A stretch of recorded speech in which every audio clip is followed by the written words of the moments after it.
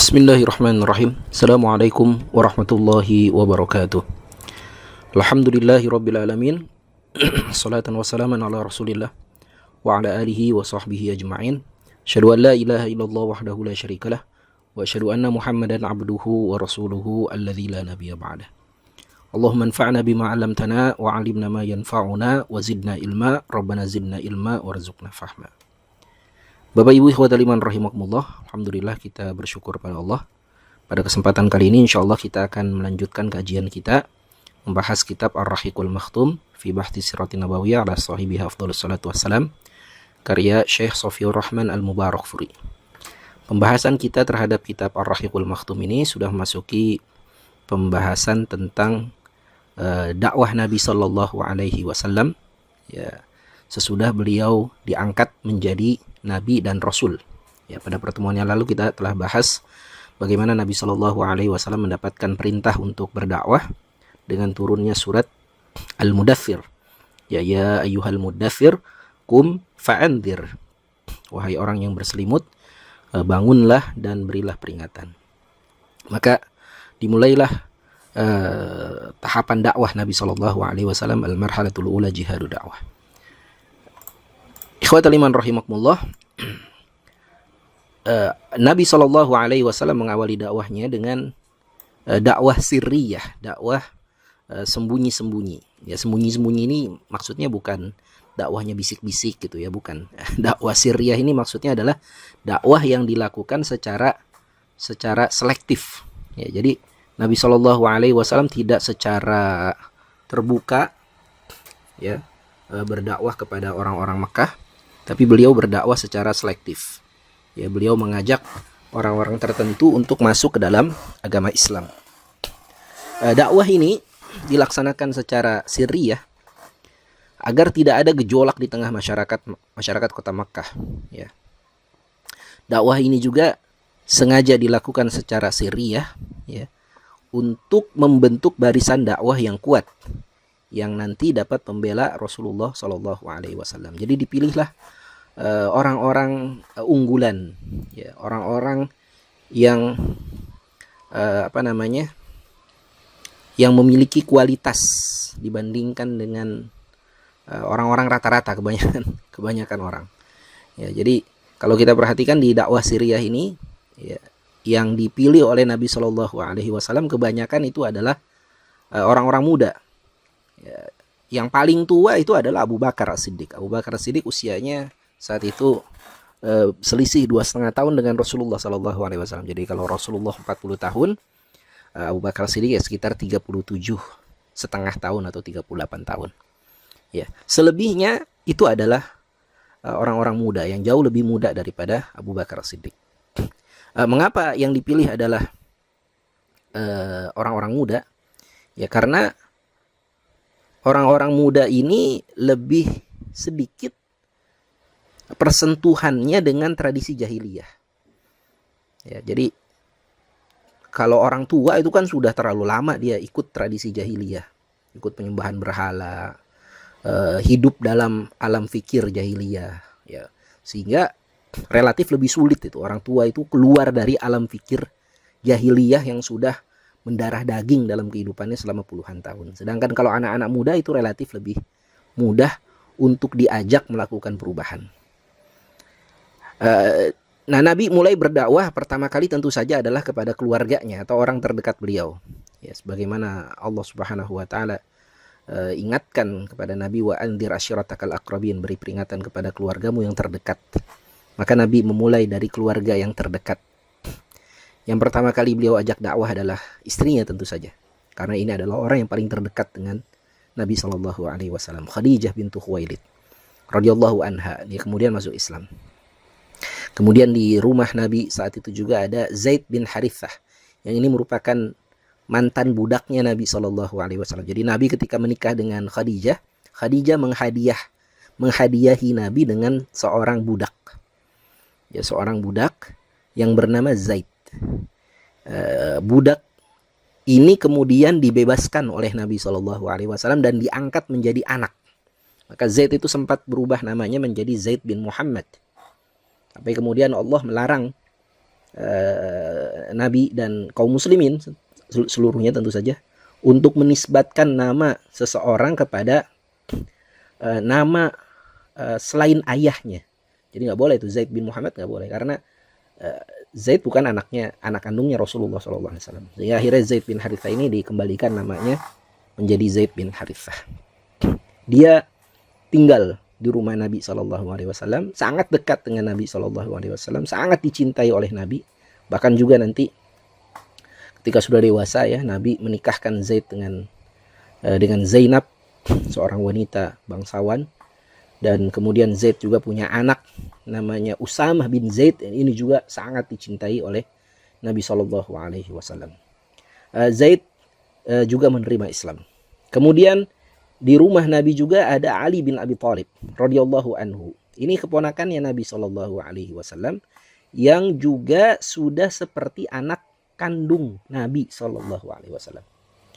Karena saking dekat dengan Rasulullah. Jadi kita tahu ya, Nabi SAW dulu diasuh oleh Abu Thalib, oleh ayahnya Ali bin Abi Thalib. Nah, ketika Abu Thalib kemudian punya anak banyak gitu, maka Rasulullah SAW ingin membalas jasa Abu Thalib yang pernah mengasuh Rasulullah dengan mengasuh salah seorang anaknya dari Abu Thalib. Maka Abu Thalib ya menitipkan putranya yang bernama Ali untuk diasuh oleh Nabi SAW.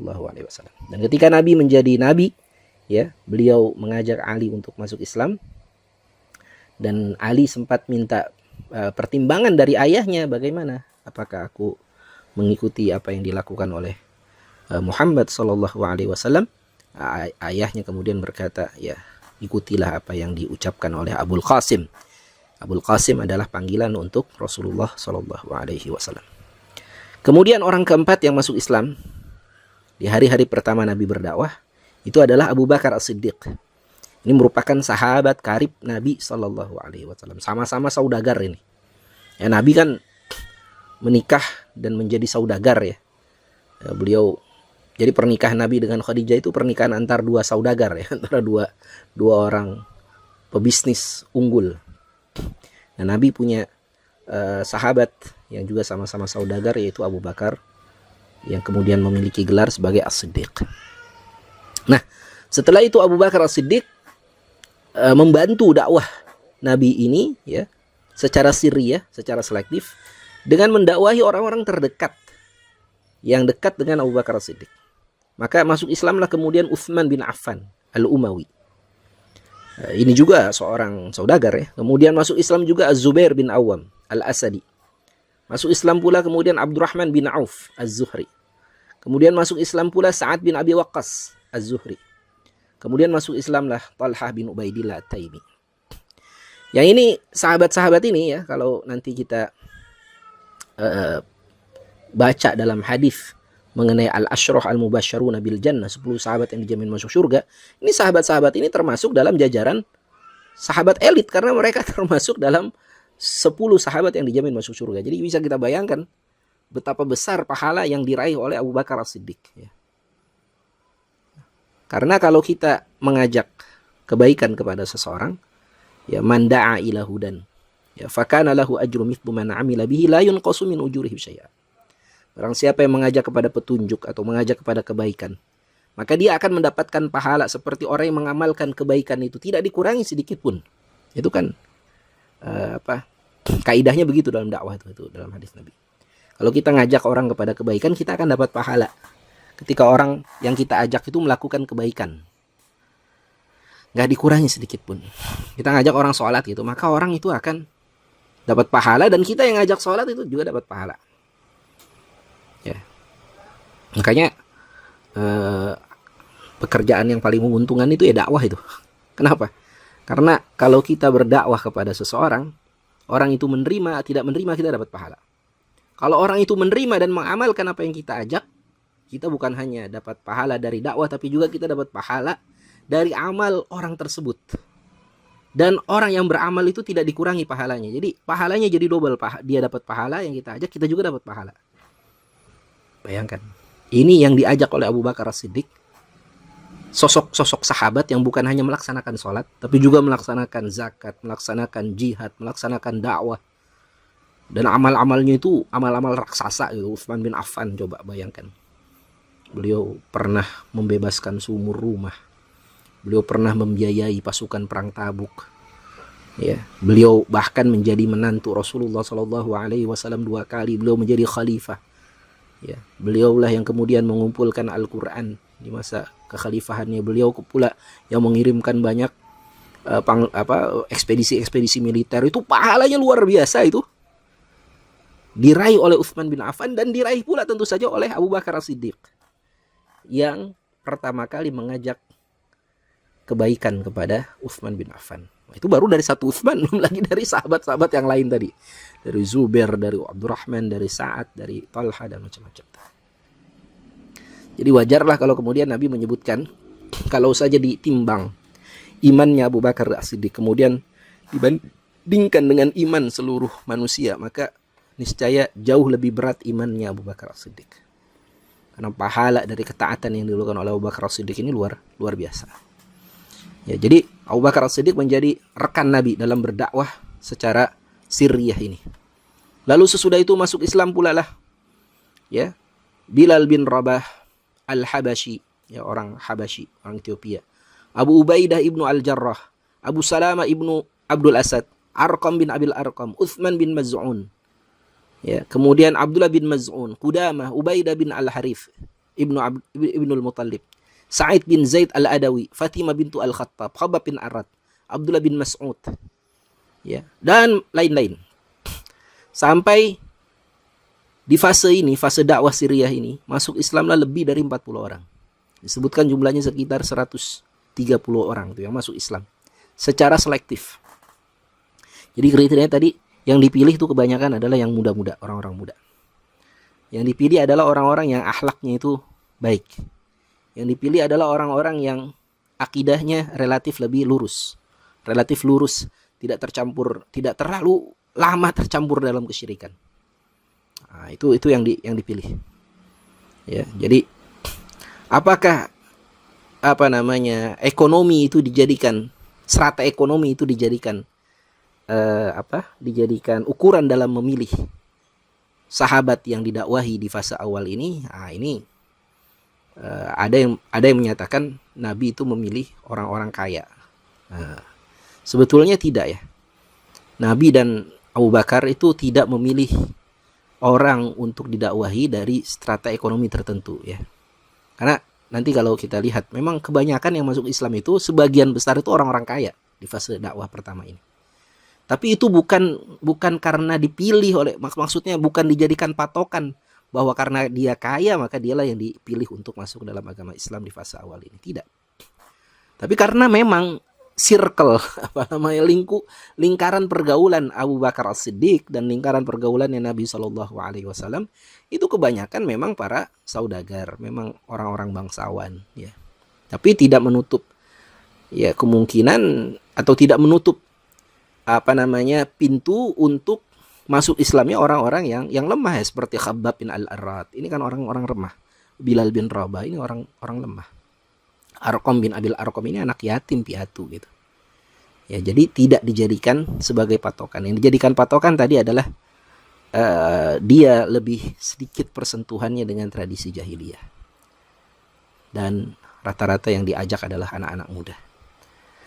Maka yang didakwahi di fase ini adalah orang-orang pilihan yang mereka sanggup untuk menjadi tim inti dalam membela dan mengusung dakwah Islam di fase pertama. Selama 3 tahun dakwah Siriyah ini Al-Quran turun, ya, dalam bentuk surat-surat yang pendek, yang berakhiran indah dan kokoh dalam irama yang indah. Al-Quran yang diturunkan di fase ini sebagian besar menjelaskan tentang tazkiyatun nafs, menjelaskan tentang pentingnya menyucikan jiwa dari berbagai macam penyakit. Tentu saja penyakit yang paling berbahaya pertama adalah penyakit syirik kepada Allah, ya. Kemudian menjelaskan tentang hakikat kehidupan dunia, hinanya kehidupan dunia dan mulianya kehidupan akhirat.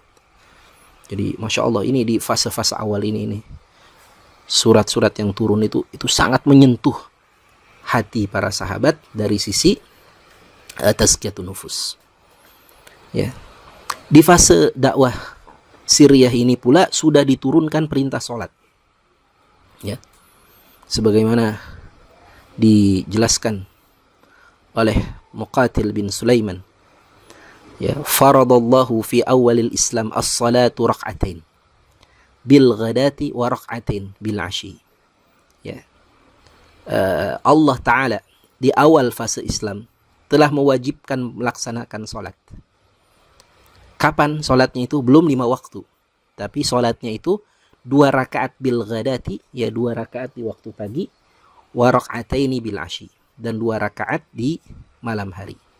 Liqaulihi ta'ala, sebagaimana Allah Ta'ala berfirman, wasabbih bihamdi rabbika bil ashi wal ibkar, dan bertasbihlah memuji Tuhanmu di waktu malam, ya, atau di waktu sore dan di waktu pagi hari. Ya. Jibril alaihissalam yang langsung mengajarkan kepada Nabi tata cara untuk bersuci dan sholat kepada Rasulullah SAW. Lalu Rasulullah mengajarkan tata cara ini kepada para sahabat. Maka jika tiba waktu sholat, Nabi SAW dan para sahabat akan pergi ke lereng-lereng bukit dan mereka melaksanakan sholat, ya, di lereng-lereng bukit tersebut. Nah, selama 3 tahun fase dakwah Siriyah ini, orang-orang Quraisy sebenarnya sudah mengetahui, ya, bahwa Nabi SAW dan pengikutnya telah memiliki ajaran yang baru. Ya. Nabi telah mengajarkan ajaran yang baru kepada pengikutnya. Nabi melarang mereka untuk menyembah berhala. Nabi mengajak mereka untuk kembali kepada agama tauhid, sebagaimana yang dulu diajarkan oleh nenek moyang mereka, yaitu Nabi Ibrahim dan Nabi Ismail alaihi wassalam. Orang Quraisy sebetulnya sudah tahu bahwa Nabi telah mulai berdakwah, tapi mereka tidak mengganggu dakwah Nabi SAW, karena di fase dakwah Siriyah ini Nabi tidak pernah mempermasalahkan agama mereka secara terbuka. Belum pernah. Nabi tidak pernah mengungkapkan secara terbuka mengenai isi dari dakwah beliau. Maka ini jadi pelajaran, ya, bahwasanya dakwah Islam itu tidak akan pernah diganggu oleh orang-orang kafir apabila dakwah Islam itu hanya ada di wilayah privat, hanya ada di rumah, hanya ada di masjid. Jadi dakwah Islam itu nggak akan diganggu. Tapi kalau dakwah Islam itu sudah mulai loncat ke wilayah publik, wilayah masyarakat, ya, sudah masuk ke parlemen, sudah masuk ke pasar, sudah masuk ke istana, ini mulailah dakwah Islam itu akan dipermasalahkan. Kalau dakwah Islam itu hanya sekedar mengerjakan sholat tadi sendirian di rumah, di bukit, di mana, di tempat-tempat tersembunyi, dan kemudian tidak mengganggu agama orang-orang kafir, tidak mengganggu keyakinan mereka, dalam arti tidak menentang, ya, agama mereka, tidak menentang tradisi-tradisi jahiliyah, maka dakwah Islam itu tidak akan dipermasalahkan oleh orang-orang kafir. Nah, ini jadi pelajarannya. Dan dakwah Islam nggak mungkin begitu, nggak mungkin dakwah Islam itu hanya pada wilayah privat, nggak mungkin. Karena Islam ini diturunkan, ya, kafah, secara sempurna, paripurna. Ajaran Islam itu syamil, mutakamil, sempurna, paripurna, mencakup seluruh aspek kehidupan manusia, mulai manusia itu bangun tidur sampai tidur lagi, mulai dari urusan dapur, kasur, sampai urusan mengurus negara itu diatur dalam Islam. Ya, jadi tidak bisa kalau dakwah Islam itu hanya sebatas masalah-masalah privat. Nah, selama dakwah Siriyah ini, komunitas kaum muslimin terbentuk secara kokoh. Ya, terbentuk secara kuat, mereka diliputi dengan semangat berukhuwah, semangat bersaudara, dan semangat ta'awun, saling menolong antar mereka. Ini dibuktikan misalnya, ya, ketika Bilal bin Rabah itu masuk Islam, ya, ini majikannya itu kan sangat benci ketika mengetahui Bilal bin Rabah masuk Islam. Maka para sahabat, khususnya Abu Bakar As-Siddiq, kemudian membela, menolong Bilal bin Rabah, ya, dengan membebaskan, membayar tebusan untuk Bilal bin Rabah, ya, sebanyak apapun yang diinginkan oleh Umayyah bin Khalaf. Dan Abu Bakar ini luar biasa di fase dakwah ini, bukan hanya berjasa dari sisi dakwah, ya, secara lisan, secara dakwah secara ucapan, tapi juga Abu Bakar Siddiq itu berdakwah dengan perbuatannya, berdakwah pula dengan hartanya. Jadi beliau berjihad ya sebagaimana perintah Allah Subhanahu wa taala, perintah Nabi sallallahu alaihi wasallam, wajahidu fillahi bi amwalikum wa anfusikum wa alsinatakum. Berjihadlah, bela agama Allah dengan harta kalian, dengan jiwa kalian, dengan lisan-lisan kalian. Nah, ini Abu Bakar As-Siddiq bukan hanya berjihad dengan lisannya, tapi juga berjihad dengan harta dan jiwanya.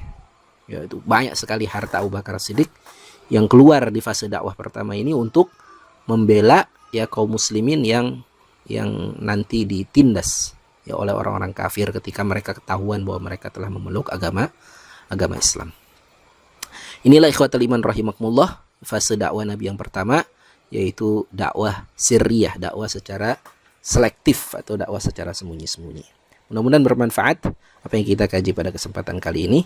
Aku qouli hadza astaghfirullah li wa lakum innahu was samiul alim walhamdulillahi rabbil alamin. Assalamualaikum warahmatullahi wabarakatuh.